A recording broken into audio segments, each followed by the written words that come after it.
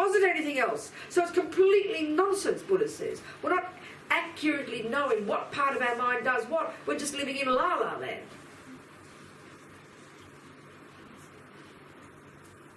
Your mental consciousness is where the workshop is. The senses are like dumb animals with respect to dumb animals. They can't create, they don't, they can't make, they have no capacity for conceptions. Everything is conceptual stories in here. But the feelings in the body are real too. That's because of due to karma and the past, all these other things. So there's millions of bits and pieces of our body and mind all working. And this whole model has a very precise definition, explanation of how the function of the different bits, It's fascinating. And I guess, of course, it's different from our model. But it's all there to be known if you want it, to explain to yourself what and why and how. That's the analysis you use to interpret your experiences. So you can come to reasonable conclusions and stop believing, as Lama Zopa says, stop believing in your karmic appearance. So when I know if I'm attached to fishing, then I hear about it and I've got enough intelligence, hopefully, to make the choice to not fish. Some people stop fishing. Then I can start arguing with that attachment. I can recognise it's due to past habit. I can recognise it looks delicious. I can recognise it triggers good feelings. But that's why it's hard to change. That's why it's very hard to change our habits. That's why it's so hard. Forget fishing. We just can't even stop eating the cake, can we? Because we're a habit. It looks delicious. We're compelled to do it. We think about it all the time. We exaggerate its deliciousness, so we're compelled to put it in the mouth. We think, oh, I shouldn't eat more cake, while your hand's putting, oh, what happened? Habit, karma. So we believe in our karmic appearance. So at least we stop believing that, Lama Zopa says. Catch yourself and say, no, the cake is not delicious over there on the plate. It's your mind making it up. That's how you practice. It's hard. Oh my goodness. Yes. Why do we have attachment to negative afflictions? For example, to be ashamed, to be... Guilty. Yeah, guilty. Guilt, okay. Okay, the first point about all the delusions, all the afflictions as you call, they're all the voices of the deepest delusion, which is the ego grasping, the root delusion. They're like the branch delusions. But there is this hierarchy. So, the main one after ego grasping is attachment to get what that supposed I wants. That's the deepest, most primordial, most hungry, most frantic attachment. And that runs the show every second. And is always wanting good feelings. That's its bottom line. It's desperate to get good feelings. But the other way to say it, it's desperate to get what I want every second. It's frantic. It's very I-based. We all know that. So then the second it doesn't get what it wants, that's aversion. And aversion can express itself as violent anger, as mild anger, like annoyed, irritated, upset, or going internally, guilt, depression. They're all aspects of aversion, which are the response when attachment is thwarted, when attachment doesn't get what it wants, when attachment gets what it doesn't want. Now that's 1,000 times a day. So, because of ego grasping, the root delusion, which is a separate sense of miserable me in the first place, is already miserable. But we've got to realise that all the delusions in their nature are miserable. Even though we think they're partly nice, but we're also addicted to them because they're habit. We're just addicted to them because they're habit, that's all. Addicted to them because they're habit. It's hard to change them. So the one of guilt is internalized anger. So if he does something wrong, how dare you do that? You did this and you're a bad person. That's anger. Guilt is, oh my God, I did a bad thing, I'm a bad person. That's just anger, darling, and it depends on the person. We've all got all of these to some degree or another, but it's a natural response due to delusions and dualistic mind that when attacked, so like even something simple in ordinary daily life, you're making a phone call and that you're waiting for hours on the phone, they're not answering. We get annoyed with the person. Let's say you're doing the dishes and you break a cup. Guess who you get annoyed with? Yourself. That's right. So we're doing this all the time. And so why, especially the one about bad for me, I think it's very fascinating, this one. Since we're tiny, we have been internalizing God's views, mummy's views, daddy's views, auntie's views, the grandma's views, the world's views, judge. Are you seeing my point now? We have been internalising all the things that people say you're supposed to do, and because we want to be good girls, which is attachment to how people see us, our deepest attachment of all, then we internalise all this. And even though mummy's dead, we've practiced the habit, because she would tell us off for breaking the cup. We've internalised that, and then when we break the cup, we say we're a bad girl. We just learned it. We learned it. We learned it. Because also attachment is always dissatisfied. It always tries to get what it wants, but never gets what it wants. And then when it suddenly does something bad, we really get upset. So it's really just freaked out attachment. And we just blame. So blaming ourselves is one of the ways that aversion goes. It is simply anger that is the response when attachment doesn't get what it wants. Because attachment wants everything to be perfect. Attachment wants a perfect house, a perfect this, a perfect husband, perfect behaviour, perfect me, perfect breast, perfect everything, the green lights, everything going perfectly. But even when everything does go perfectly, we'll still find something to be miserable about, because that's the nature of these ridiculous states of mind. So guilt is the habit of internalising aversion. We are the object. And we are very good at this, aren't we? And it's because we've programmed ourselves with what mummy says we should do. Daddies, I mean, even though they're gone, but we keep doing it we do it to ourselves. I'm a bad person. Because why? That's why, if you even catch tiny moments like that, and these are happening continuously, don't wait for your husband to want to kill you before you, look at yourself and see you've got a problem, go to the therapist, or start working on it. That's what we've got to have awareness every day. And we notice these baby events throughout the day. You get annoyed, irritated, upset. They're variations of the word anger, but they're mild. But we don't think they're a problem. So then what happens is, even if it's a simple example, if you try to do something and the computer won't work, and you get annoyed, I mean, this is where we've got to catch ourselves. Come on, Robina, give it a break. Relax, girl, it's okay. You've got to talk yourself down.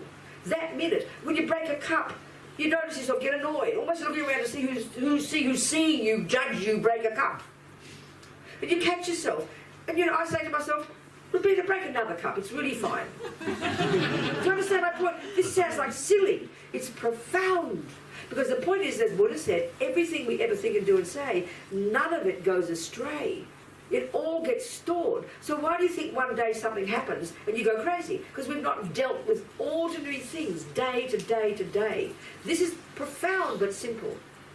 But to catch ourselves even a few times. And then when you see the anger, that's why saying, observing, oh, that's anger, or oh, that's guilt. That's good, but we've got to do more. We've got to then, with the virtue in your mind, your kindness, your kindness to yourself, say, come on, Robina, give it a break, sweetheart. It really is okay. It's only a little bit of money. Talk yourself like a child. You tell yourself, the kid looks at you with guilt. Oh, it's all right, darling. Don't worry. We've got to do it. That's what being your own therapist means. This is what being a Buddhist means. Talking to yourself, working it through, using your virtues to argue with the ridiculous rubbish. But you've got to catch them. That's the problem. Honestly, it's simple but profound. The stories are so deep and so habitual. We've been learning since we were born to do what we think mummy wants us to do. To be good girls, so we get approval. This is attachment to reputation. We'll talk more tomorrow. This is the last attachment to go. Do you understand that? Why don't we just do a little bit of meditation then? I've been raving on all day, I'm so sorry. Are we doing okay? Are we doing okay? Abraham, how are you going? You doing all right? I admire your ability to talk all day.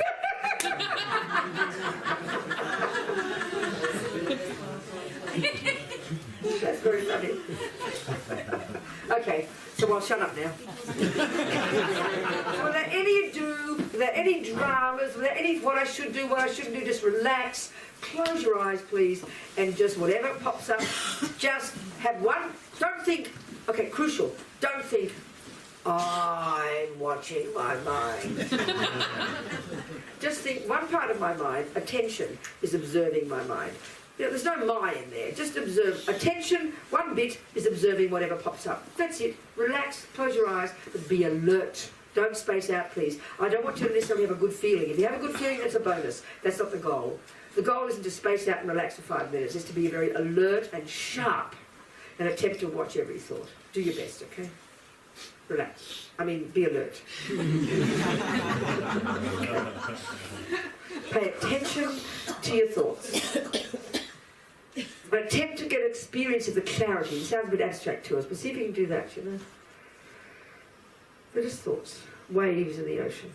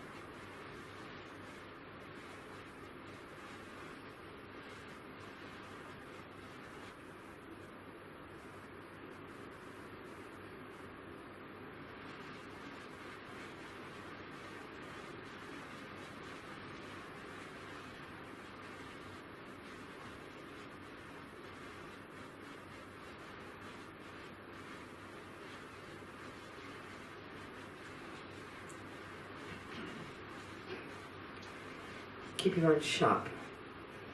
The alert, the attention is observing whatever pops up.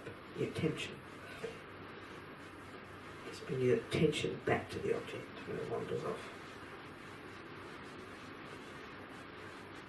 Don't sink into your thoughts. Keep your mind sharp.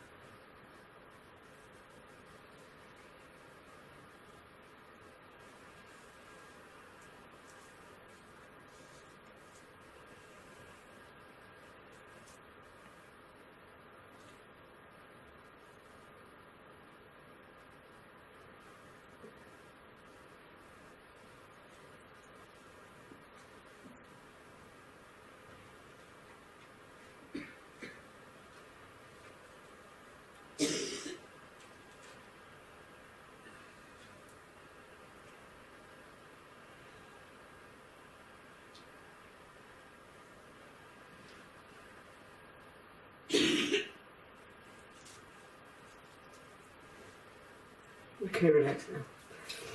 It's about 6 minutes, relax. So I think you can go to bed now.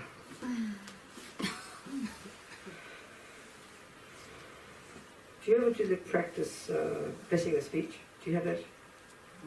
You don't? Okay. It's a really good practice. Never mind. Promise Vajrasat. Yeah. It was written Vajrasat. Which one? It's written that we will do Vajrasat. Oh, is it? It said that? On the program? Oh dear. 9 o'clock.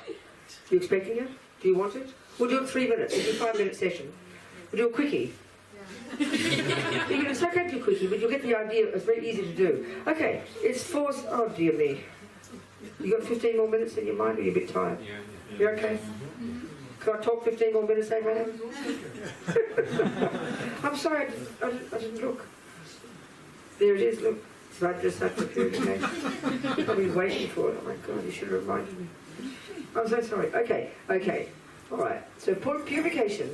If everything we think and do and say sows seeds in the mind, and given that our mind is beginningless and it follows we've done lots of silly things in the past and the seeds are all sitting there and they haven't ripened yet, then we need to pull them out before they ripen. It makes sense, isn't it? So this is why the very first level, junior school level of practice is at least stop sowing more negative seeds. And then we've got the second level is to start pulling out the seeds we've already planted. That makes sense, doesn't it? Or at least weaken them, purify them, put atomic bombs on them so we delay their ripening, weaken them. That makes sense. So that's called purification. It's the term they use.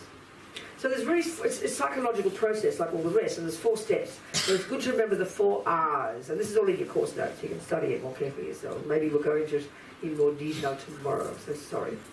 So the first one, the 4 R's is a good way to remember. It's all in the book. Regret, reliance, the remedy, and resolve. So regret is a very practical attitude that sounds to us like guilt, but there's a crucial difference which we have to really practice cultivating consciously. So the natural instinct is we go, I did this and I did that and I did this, and then we conclude, and I'm a bad person. And we all assume that's a reasonable conclusion. Just like you did this and you did that, and you're a bad person. That's the judgment part. This is the crucial piece. This is the piece when we can get this, we can be liberated from getting caught up in our nonsense. So to say there is a war in Syria, they dropped bombs over there, she raped him, they are facts. That's not judgment. But then when you say, and he's a bad person, that's the judgment kicking in. The same with ourselves. The same with ourselves. And we can't see the difference. This is a crucial piece to see. So the Dalai Lama said, what regret is, the first part is the same. Like I'm saying, you point out, I did do that. Now this is difficult. We've got to be kicking and screaming to get us to admit we did something, because we think it's guilt. And there's blame, and we can't cope. It's not, it's intelligence. If you ate poison in your lunch, you had better recognise it. No, I didn't. Yes, you did. But you don't say, I'm a bad person, I ate poison. You get sicker every day, oh, I'm getting sick, I'm a bad person. That's absurdity. You then say, instead, as the Dalai Lama said, instead of saying I'm a bad person, you say, what can I do to fix it? That's the piece that changes. That's the training. That's the bit that we have to practice. So the first step has to be to acknowledge I did that dumb thing like eat poison. And why I say, oh my God, I can't believe this, what can I do about it, is because we know logically poison will ripen as future suffering. Well, that's all we're saying here, that my killing and lying and stealing and cheating and yelling and whatever will ripen as future suffering. And I don't want suffering, so what do I do about it? And it's the same Martin Luther King said one time about anger. He said it's good to be angry. He meant it's good to find fault. He meant it's good to see racism and sexism. But you so rant and rave about it, how dare they, blah, blah, blah, which is what we do. It's impotent. You say, what can I do to help? Can you hear the point? You've got to see the problem, and then you say, what can I do to change it? Or what can I do to help? Whether it's yourself or others. That's intelligence. So the judgment part isn't saying there's a war. The judgment part isn't saying I cheated on my boyfriend. That's a fact. But getting angry with yourself, that's the ridiculous part. Getting angry with someone else is the ridiculous part. But that's the part we find hard to distinguish. This, when we're clear about this, it's not that complicated, but it takes time because we get so caught up in the anger. And we confuse the action with our response to it. And we're so caught up in believing that breaking a cup is wrong because Mummy said, that we can't even hear, what do you mean I can admit I broke a cup? Because we think it means I'm bad, whereas that's a conclusion. No, you're not bad. Break another one. It's perfectly fine. I mean it. To counteract the absurdity, you know? The tiny things we do throughout the day. The tiny things we mostly do. I mean, we're not rapists and murderers and killers and thieves. We're not. And we think we're the worst beings in the universe. We're ridiculous. So, regret is acknowledging I did this and that and this and that. But why would you acknowledge it? Because it's like eating poison, because it's programmed in your mind, and because that will ripen as your future suffering. So this is not compassion for yourself. Like you stop smoking the cigarette. You recognise that smoking is the cause of your suffering. So you think, oh my God, what a fool! I didn't realise when I did this and that I was sowing seeds in my mind. It's the view of karma. It means you won't think about it. Of course I regret it, because I don't want future suffering. Of course I regret the smoking, because I don't want future suffering. That's the analogy. So of course I regret the killing, the lying, the bad-mouthing, the this, the that, the breaking my vows, the past actions, whatever, because I don't want future suffering. That's what you have to say to make regret proper, which is like kindness to yourself, not guilt. This is a huge point. Are we communicating? The second one is then, well, who can I turn to? Where's the doctor? And that's the difference between being God as your creator, then you must confess to God. And then the second one, which is when we say reliance, you rely upon the Buddha, but not as your creator. So the point in the Christianity and the Jewish one, I suppose, is that you then ask God to forgive you. Buddha would forgive you. He's a really nice guy. But it has got zero to do with purification. Zero. You don't ask your doctor to forgive you for smoking, do you? You don't. It's hilarious. Please forgive me for smoking. And then even more, think that you'll get your cancer away by forgiving you. I'm not criticising the religious one. If that's your view, go for it. But this is not the point here, because you're the boss. So you acknowledge to yourself, I did these dumb things. And out of kindness, you're so happy to acknowledge it. Because now you realise you want to get rid of it because you're sick of suffering. You don't want the future suffering, please. So it's like, that really is kindness to yourself. Not beating it. Guilt is beating yourself up. This attitude is kindness to yourself, softness. It's like we're becoming our own friend. And I mean this very sincerely. We love to talk to ourselves, but usually just as abuse all day. You know? Never intelligently. This is what this is.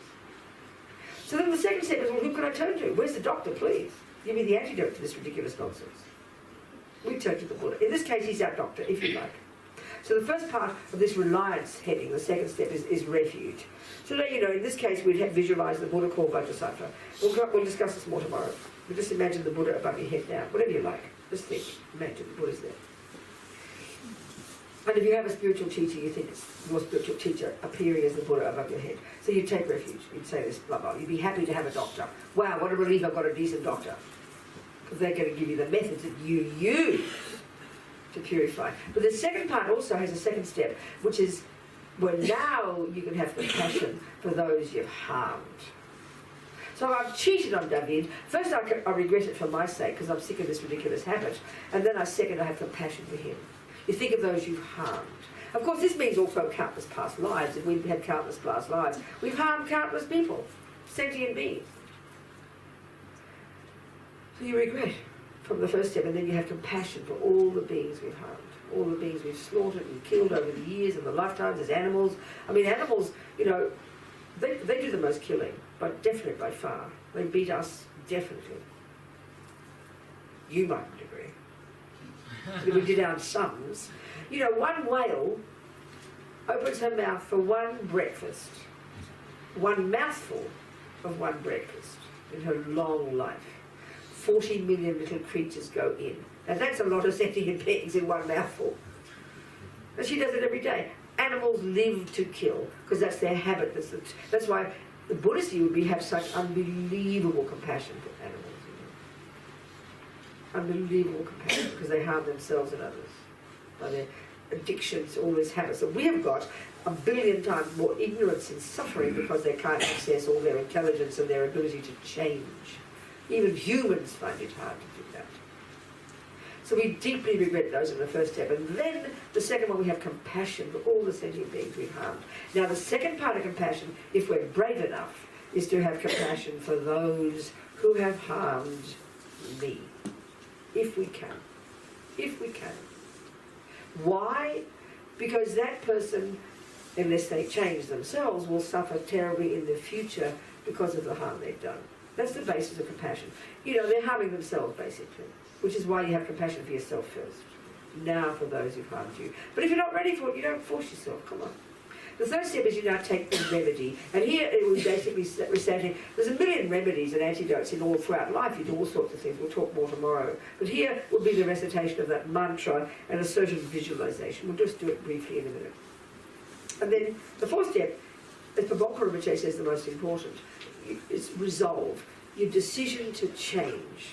See, if you can't regret and take responsibility, if you just feel guilt, I'm hopeless, I'm bad, I'm no good, you'd never go any further. You won't do any steps at all. But if you take responsibility and recognise you took the poison, oh my God, I can't believe this is ridiculous, I don't want suffering, whom can I turn to? Then you have compassion, then you do the remedy, and then you think, I will not eat that poison again, I'm going to watch it like a hawk. Of course you will.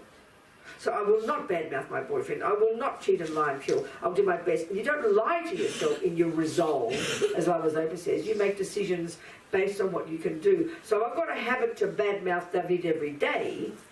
I can't say to myself, I'll never badmouth him again. It's too much of a leap. But I could say, because I do my practice at night, I could say, I will not badmouth David for the next 8 hours. And I will keep it, because I'll be asleep. So you keep your commitment. You get courage the next day, you do 10 hours next. Before you know it, you'll be able to say, I will never badmouth him again. So this is incremental, gradual changing. But these steps are about taking responsibility. Not guilt, not blame. It's ownership and being a grown-up and knowing we're in charge. Do those 4 steps make sense, roughly?